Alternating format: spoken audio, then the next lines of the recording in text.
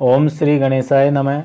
नमस्कार दोस्तों, स्वागत करता हूं मैं आप सभी का आपके अपने चैनल पंचांग दर्पण में। कामिका एकादशी के दिन भगवान श्री नारायण की पूजा अर्चना की जाती है। इस उपवास को करने से समस्त पाप नष्ट हो जाते हैं। तो जानते हैं कामिका एकादशी की पूजन विधि क्या रहेगी और क्या है कामिका एकादशी से संबंधित कथा। वीडियो शुरू करने से पहले अगर आप चैनल पर नए हैं और अभी तक आपने चैनल को सब्सक्राइब नहीं किया है तो आज ही चैनल को सब्सक्राइब कर लें और साथ ही बेल आइकन को भी दबा लें ताकि आपको मेरे द्वारा दी गई जानकारी की सूचना प्राप्त होती रहे। कामिका एकादशी के उपवास का प्रारंभ 10वीं तिथि की रात्रि से ही हो जाता है। व्यक्ति को 10वीं तिथि की रात्रि से ही तामसिक भोजन को त्याग कर सात्विक भोजन ग्रहण करना चाहिए और हो सके तो ज़मीन पर ही शयन करें और सुबह उठकर नित्य कर्म से निवृत्त होकर स्नान आदि के पश्चात व्रत का संकल्प लें। फिर कलश स्थापना कर उस पर भगवान श्री नारायण की प्रतिमा रख उसकी पूजा करें। भगवान को भोग लगाएं। पुष्प, धूप, दीप आदि से भगवान की आरती उतारें।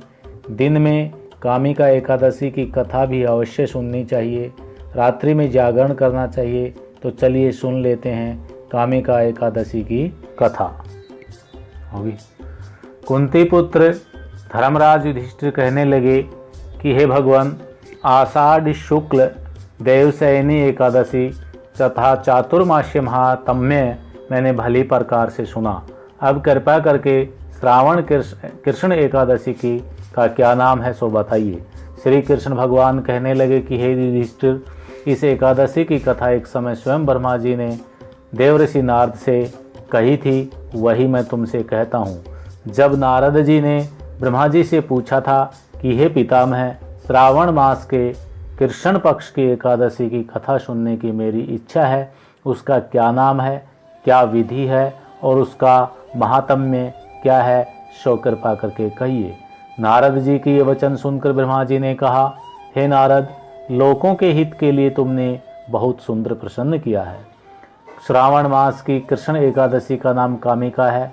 उसके सुनने मात्र से वाजपेय यज्ञ का फल मिलता है। इस दिन शंख, चक्र, गदाधारी विष्णु भगवान का पूजन होता है, जिनके नाम श्रीधर, हरि, विष्णु, माधव, मधुसूदन है। उनकी पूजा करने से जो फल मिलता है सो सुनो। जो फल गंगा, काशी, नैमिषारण्य और पुष्कर स्नान से मिलता है वह विष्णु भगवान के पूजन से मिलता है। जो फल सूर्य व चंद्र ग्रहण पर कुरुक्षेत्र और काशी में स्नान करने से, समुद्र, वन सहित पृथ्वी दान करने से, सिंह राशि के बृहस्पति में, गोदावरी और गंडकी नदी में स्नान से भी प्राप्त नहीं होता, वह भगवान विष्णु के पूजन से मिलता है। जो मनुष्य श्रावण में भगवान का पूजन करते हैं उनसे देवता, गंधर्व और सूर्य आदि सब पूजित हो जाते हैं। अतः पापों से डरने वाले मनुष्य को कामिका एकादशी का व्रत और विष्णु भगवान का पूजन अवश्यमेव करना चाहिए। पाप रूपी कीचड़ में फंसे हुए और संसार रूपी समुद्र में डूबे मनुष्यों के लिए इस एकादशी का व्रत और भगवान विष्णु का पूजन अत्यंत आवश्यक है। इससे बढ़कर पापों के नाशों का कोई उपाय नहीं है। हे नारद, स्वयं भगवान ने यही कहा है कि कामिका व्रत से जीव कुयोनि को प्राप्त नहीं होता। जो मनुष्य इस एकादशी के दिन भक्ति पूर्वक तुलसी दल भगवान विष्णु को अर्पण करते हैं वे इस संसार के समस्त पापों से दूर रहते हैं। विष्णु भगवान रत्न, मोती, मणि तथा आभूषण आदि से इतने प्रसन्न नहीं होते जितने तुलसी दल से होते हैं। तुलसी दल पूजन का फल 4 भार चांदी और 1 भार स्वर्ण के दान के बराबर होता है। हे नारद, मैं स्वयं भगवान की अति प्रिय तुलसी को सदैव नमस्कार करता हूँ। तुलसी के पौधे को सींचने से मनुष्य की सब यातनाएं नष्ट हो जाती हैं।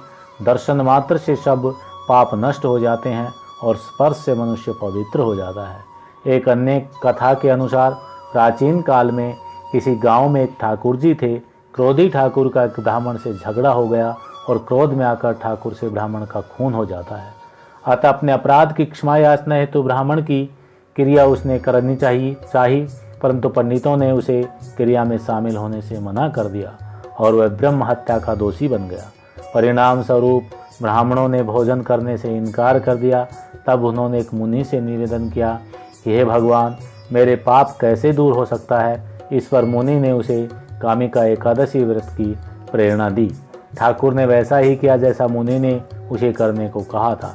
जब रात्रि में भगवान की मूर्ति के पास वह शयन कर रहा था, तभी उसे स्वप्न में प्रभु दर्शन देते हैं और उसके पापों को दूर करके उसे क्षमा दान देते हैं। कामिका एकादशी की रात्रि को दीपदान तथा जागरण के फल का महात्म्य चित्रगुप्त भी नहीं कर सकते।